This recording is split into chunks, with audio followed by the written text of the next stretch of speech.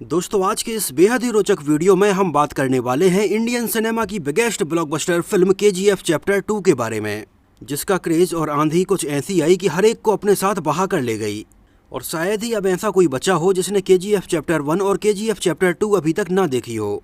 तो KGF chapter 2 ने जहां कमाई के मामले में बॉक्स ऑफिस पर बहुत सारे नए रिकॉर्ड बनाए, ये तो शायद आप सभी जानते ही होंगे। लेकिन इससे जुड़ी और भी बहुत सारी इंटरेस्टिंग और ऐसी चीजें हैं जो शायद आप नहीं जानते होंगे। तो इस वीडियो में हम एक एक करके इन सारी चीज़ों के ऊपर बात करने वाले हैं। सबसे पहले तो इसका जो पार्ट 1 है केजीएफ चैप्टर 1, वो सन 2018 में रिलीज हुआ था, जहां पर इसके पार्ट 1 का क्लैश शाहरुख खान की फिल्म जीरो के साथ में हुआ था। हालांकि जब इसका पार्ट 1 रिलीज हुआ था तब उस टाइम पर बहुत सारे लोगों को केजीएफ के बारे में इतना ज़्यादा पता नहीं था। लेकिन जितने लोगों ने भी ये फिल्म देखी वो फिल्म की सिनेमेटोग्राफी का, फिल्म की कहानी का और रॉकी भाई का बिल्कुल दीवाना हो गया।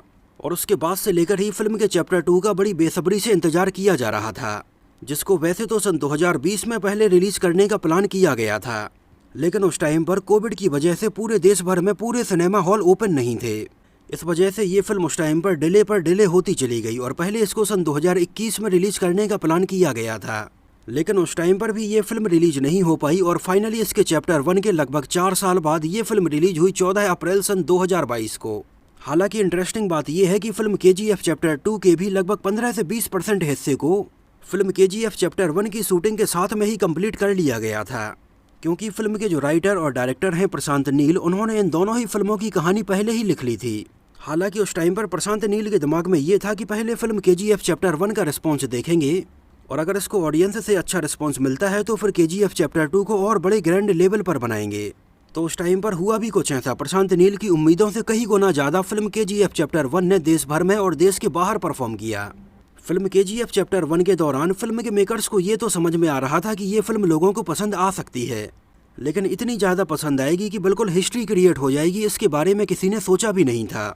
अपनी ओरिजिनल भाषा कन्नड़ा के अलावा इस फिल्म ने तमिल, तेलुगु, मलयालम और हिंदी भाषा में भी बहुत अच्छा परफॉर्म किया था। इसके चैप्टर 1 के अननोन फैक्ट का वीडियो मैंने ऑलरेडी बनाया हुआ है। अगर आप लोगों ने अभी तक ये वीडियो नहीं देखा है तो हमारे चैनल में जाकर आप इसको देख सकते हैं। इसके चैप्टर 2 में चैप्टर 1 के अलावा और नई स्टार कास्ट को भी शामिल किया गया। और जहां फिल्म केजीएफ चैप्टर 1 का बजट भी उस टाइम पर लगभग 80 करोड़ रुपए रखा गया था, वहीं केजीएफ चैप्टर 2 का बजट लगभग 100 करोड़ रुपए से ज़्यादा रखा गया था। इसके चैप्टर 2 की नई स्टार कास्ट में संजय दत्त, रवीना टंडन और प्रकाश राज जैसे एक्टर्स को अलग से साइन किया गया, जिससे कि इसके चैप्टर 2 का जो इम्पैक्ट है वो और बड़े लेवल पर आ पाए। जहां केजीएफ चैप्टर 1 के टाइम पर यश को लगभग 4 करोड़ रुपए की फीस दी गई थी, वहीं केजीएफ चैप्टर 2 के लिए यश को लगभग 35 करोड़ रुपए दिए गए हैं। इसके अलावा संजय दत्त को इसके लिए लगभग 7 करोड़ रुपए दिए गए और रवीना टंडन को लगभग 3 करोड़ रुपए दिए गए।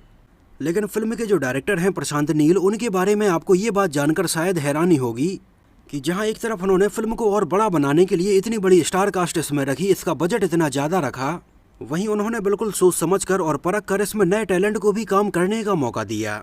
जैसे केजीएफ चैप्टर 2 जैसी इतनी मच अवेटेड और इतनी बड़ी फिल्म को एडिट करने की जिम्मेदारी उन्होंने एक 19 साल के लड़के को दी थी, जिनका नाम है उज्ज्वल कुलकर्णी, और उनको इसके पहले फिल्में एडिट करने का ज़्यादा एक्सपीरियंस भी नहीं था। एक्चुअली उज्ज्वल कुलकर्णी इसके पहले यूट्यूब पर ही फैन एडिट टाइप के बहुत सारे वीडियोस बनाया करते थे। तो उस टाइम पर भी उन्होंने अपने यूट्यूब चैनल पर केजीएफ चैप्टर 1 के एक छोटे से टीजर को एडिट करके अपलोड किया था, जो प्रशांत नील ने देखा और उन्हें उज्ज्वल कुलकर्णी का काम बहुत ज़्यादा पसंद आया।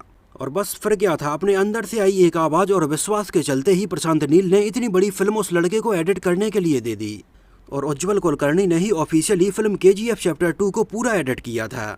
फिल्म के डायरेक्टर प्रशांत नील ने खुद केजीएफ चैप्टर 1 और केजीएफ चैप्टर 2 के पहले सन 2014 में केवल एक फिल्म उग्रम बनाई थी, जिसको भी उस टाइम पर लोगों ने बहुत ज़्यादा पसंद किया था और इसके बाद से ही वो केजीएफ के ऊपर काम करना शुरू कर दिए थे। और सिनेमेटोग्राफर भुवन गौड़ा और म्यूजिक कंपोजर रवि बसरूर उनकी पहली फिल्म से ही उनके साथ काम करते आ रहे हैं। जहां पर केजीएफ चैप्टर 1 और चैप्टर 2 का एक बहुत बड़ा प्लस पॉइंट इसकी सिनेमेटोग्राफी ही था, जिसको भुवन गौड़ा ने बहुत ही स्टाइलिश तरीके से शूट किया था, जिसके एक एक सीन को भुवन गौड़ा ने बेहतरीन तरीके से लगभग 35 से 40 किलो वजनी कैमरे को अपने कंधे पर रखकर शूट किया था। इस बारे में उनका कहना और सोचना ये था कि फिल्म का हर एक सीन पर्दे पर बिल्कुल उभर कर सामने आना चाहिए। फिल्म केजीएफ के इन दोनों ही चैप्टर्स में हमें रॉकी का उसकी माँ के साथ एक बहुत ही इमोशनल बॉन्ड दिखाया जाता है, जो माँ बेटे का कनेक्शन पूरी फिल्म का बिल्कुल हार्ट था। और इन दोनों ही चैप्टर्स में रॉकी की माँ का किरदार निभाया था अर्चना जॉइस ने, जहां पर गौर करने वाली बात यह है कि अर्चना जॉइस के कैरियर की ये पहली फिल्म थी और पहली ही फिल्म में उन्होंने मां का किरदार निभाया है। लेकिन क्या आप जानते हैं कि फिल्म में रॉकी की मां का किरदार निभाने वाली अर्चना जॉइस रियल लाइफ में यश से लगभग 9 साल छोटी हैं। जहां रियल लाइफ में यश की एज अभी लगभग 36 साल के आसपास है, वहीं अर्चना जॉइस की रियल एज लगभग 27 साल के आसपास है। यहाँ तक कि श्रीनिधि शेट्टी, जो कि हमें इसमें यश के अपोजिट नजर आई थी, उनसे भी उम्र में लगभग 2 साल छोटी हैं अर्चना जॉइस, जिन्होंने रॉकी की मां का किरदार निभाया है। श्रीनिधि शेट्टी भी एक कन्नड़ा एक्ट्रेस हैं, जिन्होंने भी अपना acting debut film KGF chapter 1 से ही किया था। इसके पहले उन्होंने सन 2016 में मिस सुपरनेचुरल का खिताब जीता था। और फिल्म KGF चैप्टर 1 के इतने बड़े हिट हो जाने के बाद श्रीनिधि शेट्टी को लगातार 7 फिल्में ऑफर हुई थीं, लेकिन उन्होंने एक एक करके इन सारी फिल्मों में काम करने से मना कर दिया था। वो चाहती थीं कि वो पहले अच्छे से फिल्म KGF चैप्टर 2 पर ही अपना फोकस करें, और इसके चैप्टर 1 और चैप्टर 2 के कंप्लीट हो जाने के बाद उन्होंने बाकी फिल्मों को साइन करना शुरू किया था। जहां पर उनकी सन 2022 में ही अब अगली आने वाली फिल्म है च्यान विक्रम के साथ में कोबरा, जो कि एक तमिल फिल्म है। और इसके अलावा वो हमें जूनियर NTR के साथ में भी एक फिल्म में नजर आएंगी, जो कि उनके कैरियर की पहली तेलुगु फिल्म होगी। KGF की जो मेन शूटिंग है वो बेंगलोर, हैदराबाद, मैसूर और कोलार के आसपास की गई है। और इसमें हमें जो KGF यानी कोलार गोल्ड फील्ड दिखाई जाती है, उसकी भी काफ़ी हद तक बिल्कुल रियल लोकेशन पर शूटिंग की गई है। एक्चुअली KGF कर्नाटका में कोलार जिले के पास में रियल में एक सोने की खान है, जो जगह बेंगलोर से लगभग 100 किलोमीटर दूर है और कोलार जिले से लगभग 30 किलोमीटर दूर है। यहाँ पर लगभग 100 साल पहले से ही अंग्रेजों के टाइम से सोने की खुदाई की जाती रही है, और यहाँ से थोड़ी बहुत नहीं बहुत ज़्यादा मात्रा में टनों सोने की खुदाई की गई है। जिस टाइम पर अंग्रेजों का शासनकाल था, उस टाइम पर अंग्रेज यहाँ पर माइनिंग करवाते थे, और यहाँ पर मजदूर इन KGF की खदानों में काम करते थे और सोना निकालते थे। एक्चुअली इन खदानों से सोना डायरेक्टली तो नहीं निकलता था, बहुत बड़ी बड़ी ओर निकलती थी, जिसमें बहुत सारी केमिकल प्रोसेस करने के बाद सोना निकाला जाता था। और यहाँ पर सोना निकालने की प्रोसेस में एक जहरीला मटेरियल भी निकलता था, साइनाइड, जिसको स्टार्टिंग से ही खदानों के आसपास ही डंप करते गए और सोना निकालते गए। और कई सालों से ये लगातार वहाँ पर होने की वजह से साइनाइड के वहाँ पर आसपास बड़े बड़े पहाड़ बन गए, और ये बड़े बड़े साइनाइड के पहाड़ वहाँ पर नेचर के लिए और लोगों के लिए बहुत ज़्यादा हानिकारक होने लगे। वहाँ पर लगातार दिन रात काम करने वाले मजदूरों को भी इससे बहुत ज़्यादा नुकसान होने लगा। यहाँ पर धीरे धीरे जो सोना आसानी से निकल सकता था, उसको तो निकाल लिया गया। हालांकि अभी भी KGF की खदानों में सोना मौजूद है, लेकिन अभी ये ज़मीन में इतनी ज़्यादा गहराई में है, जिसको बड़ी बड़ी मशीनों से बाहर निकालने में लगभग उतना ही खर्च हो जाता है जितना कि सोना वहाँ से निकलता है, जिसकी वजह से यहाँ पर सोना निकालने में अब प्रॉफिट की जगह नुकसान होने लगा था। इस वजह से धीरे धीरे यहाँ पर KGF की इन माइनिंग को बंद कर दिया गया, और ये आज भी बिल्कुल वैसे ही डली हुई हैं।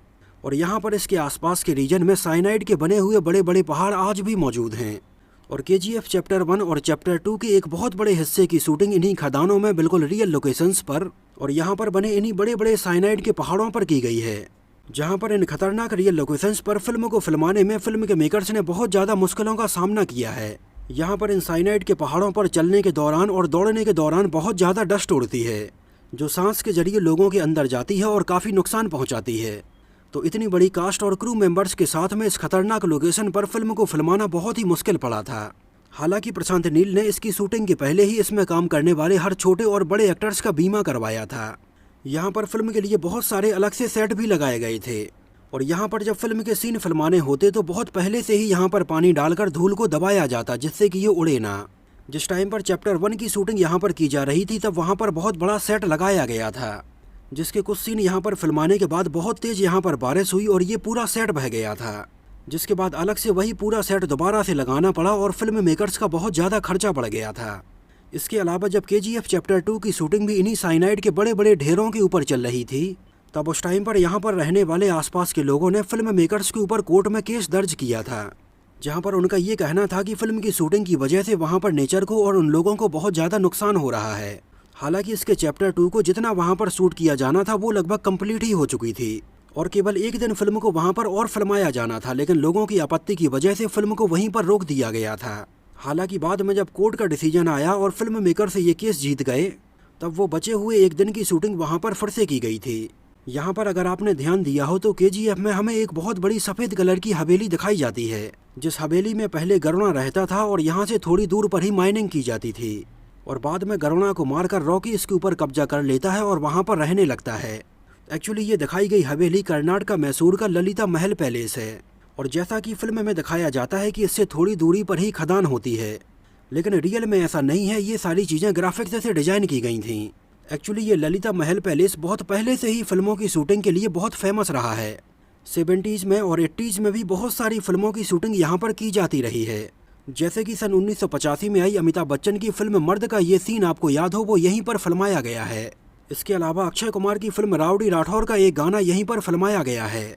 इसके अलावा गैम्बलर, तड़ी पार और पृथ्वी जैसी तमाम अनगिनत हिंदी फिल्में यहाँ पर शूट की गई हैं। KGF में जो हमें पार्लियामेंट दिखाई जाती है जहाँ पर रॉकी भाई बंदूक लेकर घुस जाते हैं, उस सीन की शूटिंग एक्चुअली बेंगलोर के इन्फोसिस कैंपस में की गई है। KGF चैप्टर 2 को कन्नड़ा, हिंदी, तेलुगु, तमिल और मलयालम के अलावा ग्रीस भाषा में भी डब करके रिलीज किया गया था।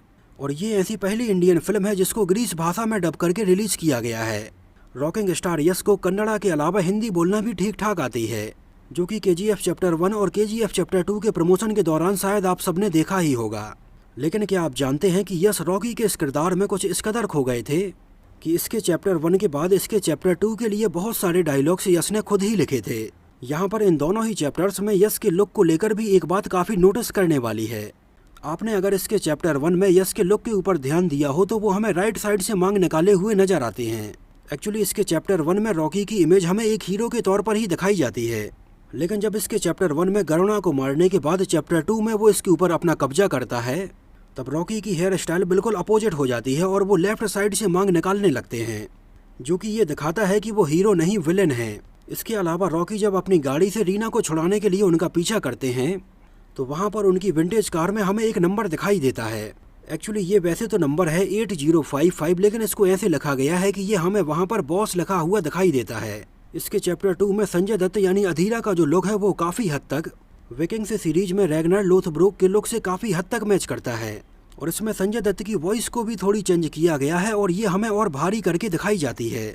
संजय दत्त सन 2020 में जिस टाइम पर फिल्म की शूटिंग कर रहे थे उस टाइम पर वो लंग कैंसर से भी जूझ रहे थे, जिसके इलाज के लिए उस टाइम पर उन्हें तुरंत अमेरिका जाना पड़ा था। इसकी वजह से फिल्म की शूटिंग रोक दी गई थी।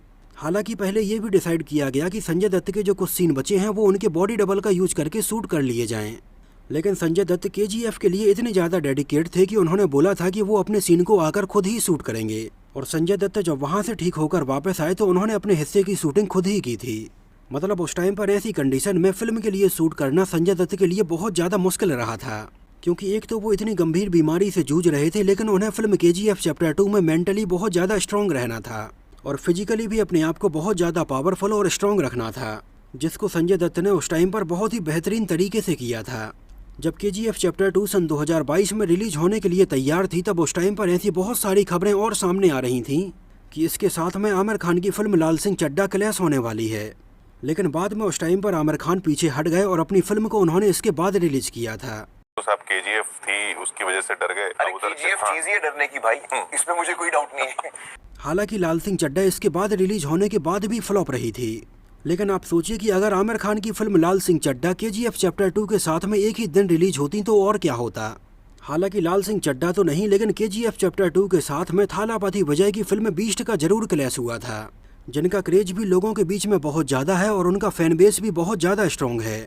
उनकी फिल्म बीस्ट KGF चैप्टर 2 के एक दिन पहले ही रिलीज हुई थी, जो भी वैसे तो एक सुपरहिट फिल्म रही थी और उसने भी अच्छे खासे पैसे कमाए थे, लेकिन KGF चैप्टर 2 तो ऐसी फिल्म थी जिसके साथ लोगों के इमोशन से जुड़े हुए थे, और इसके क्रेज को देखते हुए इसको इंडिया में लगभग 6000 से ज़्यादा स्क्रीन्स पर और वर्ल्ड वाइड में लगभग 10,000 से ज़्यादा स्क्रीन्स पर रिलीज किया गया था, और इसने अपने पहले ही दिन में इंडिया में लगभग 136 करोड़ रुपए से ज़्यादा का कलेक्शन किया था, और वर्ल्ड वाइड में तो इसने अपने पहले ही दिन में लगभग 164 करोड़ रुपए का कलेक्शन किया था। मतलब इसको बनाने में जितना खर्चा आया था उससे ज़्यादा कमाई इसने एक दिन में ही कर ली थी। यहाँ तक कि इसके हिंदी डब वर्जन ने अपने ओपनिंग डे पर लगभग 53 करोड़ रुपए का कलेक्शन किया था। मतलब इसके हिंदी डब वर्जन का ही पहले दिन का कलेक्शन इतना ज़्यादा था कि इसने सारी बॉलीवुड फिल्मों के रिकॉर्ड को पीछे छोड़ दिया था, और ये बॉलीवुड की बड़ी से बड़ी फिल्मों को छोड़ते हुए हाईएस्ट ओपनिंग फिल्म बन गई थी। इस फिल्म के हिंदी डब वर्जन का ही मात्र एक दिन का कलेक्शन इतना ज़्यादा था जितना कलेक्शन आज बॉलीवुड के बड़े से बड़े स्टार्स की फिल्में लाइफ टाइम में भी नहीं कर पा रही हैं। मतलब देश भर में इतना ज़्यादा क्रेज है रॉकिंग स्टार यश का और उनकी फिल्म KGF का, और देखते ही देखते फिल्म KGF चैप्टर 2 ने बहुत जल्दी 100, 200, 250, 300 और 350 करोड़ के आंकड़े को भी टच कर लिया, और देखते ही देखते इसने बहुत जल्दी वर्ल्ड वाइड में 1000 करोड़ रुपए के आंकड़े को भी टच कर लिया। जो कि इसके पहले केवल बाहुबली 2 द कंक्लूजन, दंगल और RRR ने किया था। और अगर केवल इंडिया के अंदर ही सबसे ज़्यादा पैसा कमाने वाली फिल्मों की बात की जाए तो ये फिल्म दूसरे नंबर पर है। जहां इंडिया में सबसे ज़्यादा पैसे कमाए थे फिल्म बाहुबली 2 द कंक्लूजन ने 511 करोड़ रुपए, और KGF चैप्टर 2 ने इंडिया में लगभग 421 करोड़ रुपए कमाए हैं, जिसने दंगल के लगभग 387 करोड़ रुपए के कलेक्शन का रिकॉर्ड तोड़ दिया था। हालांकि बहुत सारे लोगों को लगा कि फिल्म KGF की जो कहानी है वो इसके चैप्टर 2 में अब खत्म हो जाएगी, और उस टाइम पर बहुत सारी ऑडियंस तो थिएटर से बाहर ही निकलने लगी थी। उन्हें लगा कि फिल्म अब खत्म हो गई है। हालांकि लोगों का फिल्म के साथ इतना ज़्यादा इमोशनल कनेक्ट हो गया था कि लोगों को ये लगने लगा था कि ये फिल्म खत्म ना हो। लेकिन तभी फिल्म के मेकर्स के द्वारा इसके चैप्टर 3 के लिए एक छोटा सा इंडिकेशन दिया गया, और लोगों के चेहरे पर एक अलग ही खुशी देखने के लिए मिली कि इसका चैप्टर 3 हमें बहुत जल्दी देखने के लिए मिलेगा। और यहाँ पर इसके चैप्टर 2 में रॉकी का भी बहुत बड़ा सस्पेंस रखा गया है। वो अपनी पूरी शिप के साथ पूरे गोल्ड को लेकर समुद्र में डूबते हुए तो दिखाया जाता है, लेकिन उनकी डेड बॉडी नहीं दिखाई जाती है, जिसको लेकर ऑडियंस के मन में एक बहुत बड़ा सस्पेंस है कि आखिर रॉकी के साथ क्या हुआ है। क्या वो हमें इसके अगले पार्ट में दिखेंगे या उनकी कहानी यहीं पर खत्म हो जाएगी? तो ये देखना बहुत ज़्यादा इंटरेस्टिंग होगा। हालांकि हमें इसके चैप्टर 3 में अभी तो सन 1978 से लेकर सन 1981 के बीच में रॉकी ने जो इंटरनेशनल लेवल पर क्राइम किए थे उसके बारे में हमें दिखाया जाएगा, और ये भी दिखाया जाएगा कि क्यों 16 देश रॉकी के पीछे पड़े हुए थे। इसके अलावा सुनने में ये भी आ रहा है कि प्रशांत नील की अगली फिल्म जो प्रभास के साथ में आ रही है सालार, वो भी शायद KGF से कनेक्टेड हो सकती है। हालांकि इस बारे में ऑफिशियली कोई कन्फर्मेशन तो नहीं है, लेकिन अगर ऐसा होता है तो सोचिए क्या धमाल होने वाला है। मतलब बाहुबली स्टार प्रभास और रॉकिंग स्टार यश को एक साथ पर्दे पर देखना बिल्कुल किसी ट्रीट से कम नहीं होगा।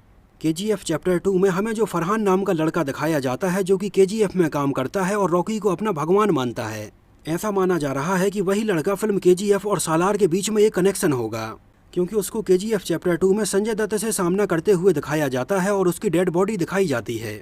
और शायद ऐसा हो सकता है कि वो मरा ना हो और आगे चलकर फिल्म सालार में प्रभास बने। हालांकि ये केवल अभी फैन थ्योरी है, अभी इसके बारे में ऑफिशियली कोई भी कन्फर्मेशन नहीं दिया गया है। फिल्म KGF में आपको शायद खसीम यानी हरीश राय का किरदार याद होगा, जिन्होंने अपने चेहरे के ऊपर एक काफ़ी लंबी दाढ़ी रखी हुई थी। एक्चुअली KGF चैप्टर 1 के टाइम पर ही उन्हें गले का कैंसर हो गया था, जिसकी वजह से उनके गले में हमेशा सूजन रहती थी, और इसी सूजन को दबाने के लिए उन्होंने इतनी बड़ी दाढ़ी रखी थी जिससे कि उनके जो गले की सूजन है वो उनकी दाढ़ी में कवर हो जाए। हालांकि उन्होंने उस टाइम पर थोड़ी बहुत इलाज करवाया था, लेकिन बहुत अच्छे से वो इसका इलाज नहीं करवा पाए थे, और अभी फ़िलहाल उनका जो कैंसर है वो अब 4th स्टेज पर आ गया है, जिसको लेकर उनकी कंडीशन काफ़ी सीरियस है और उनका अभी फ़िलहाल इलाज चल रहा है। जहां KGF चैप्टर 1 को लगभग 81,000 लोगों ने IMDb पर 8.2 आउट ऑफ 10 रेटिंग दी हुई थी, वहीं इसके चैप्टर 2 को लगभग 1,20,000 लोगों ने IMDb पर 8.4 आउट ऑफ 10 रेटिंग दी हुई है। मतलब आप समझ सकते हैं कि ये फिल्म लोगों को कितनी ज़्यादा पसंद आई है। आपको फिल्म KGF चैप्टर 1 और चैप्टर 2 कैसी लगी थी हमें कमेंट सेक्शन में ज़रूर बताना, और इन दोनों ही फिल्मों को लेकर अगर आपका कुछ अलग एक्सपीरियंस रहा है, कुछ यादें हैं, तो हमें कमेंट सेक्शन में ज़रूर मेंशन करना। तो मिलते हैं किसी नए वीडियो में साउथ इंडियन फिल्मों से जुड़ी हुई कुछ और ऐसी ही इंटरेस्टिंग और बहुत ही रोचक बातों के साथ।